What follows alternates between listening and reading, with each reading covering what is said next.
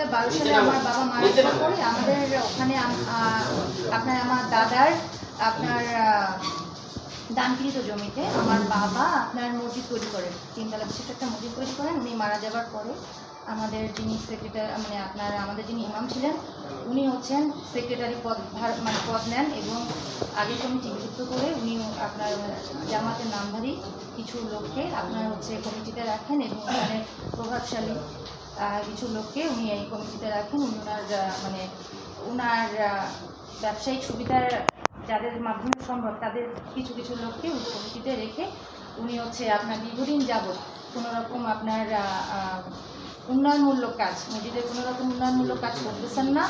উনি ওখানে আপনার বিভিন্ন ব্যবসা পরিচালনা করতেছেন, দোতলায় আপনার একটা রুম নিয়ে উনি এরকম ব্যবসা পরিচালনা করতেছেন এবং বিদেশে আপনার লোক আনা নেওয়া, তারপরে হচ্ছে আপনার জিনিসপত্র আপনার ওখান থেকে সাপ্লাই দেওয়া।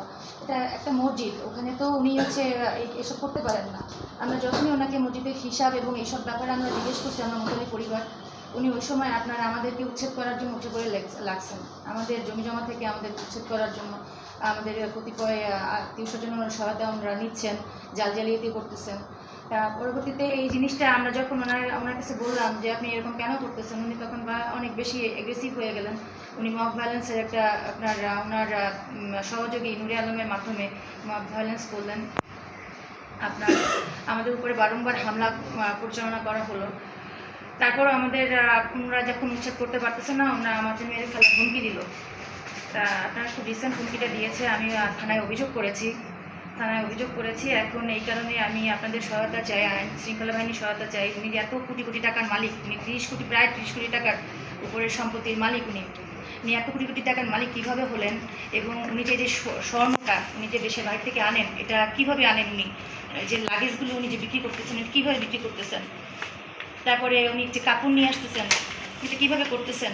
এটা যদি একটু সুষ্ঠু তদন্ত হয়, ওনার যে বাড়ি এত বিশাল বিশাল উনি বাড়ি উঠাইতেছেন, এগুলো কীভাবে উনি উঠাচ্ছেন? এটা টাকার ইনকাম সোর্সটা কোথায়? উনি যে সংগঠনে টাকা দিচ্ছেন, এই সংগঠনটা কিসের সংগঠন? এবং উনি যে টাকাগুলো দিচ্ছেন, এটা দানের টাকা দিয়ে কি সংগঠন উনি চালাচ্ছেন কিনা, উনি মসজিদে ব্যয় না করে উনি এই সংগঠন চালাচ্ছেন কিনা, এটা তদন্ত সাপেক্ষে বের হয়ে আসবে। এবং আমরা জানি যে উনি সংগঠনে টাকা দিচ্ছেন, এই টাকাটা উনি কোন সংগঠনে দিচ্ছেন আপনারা একটু তদন্ত করলে পাবেন।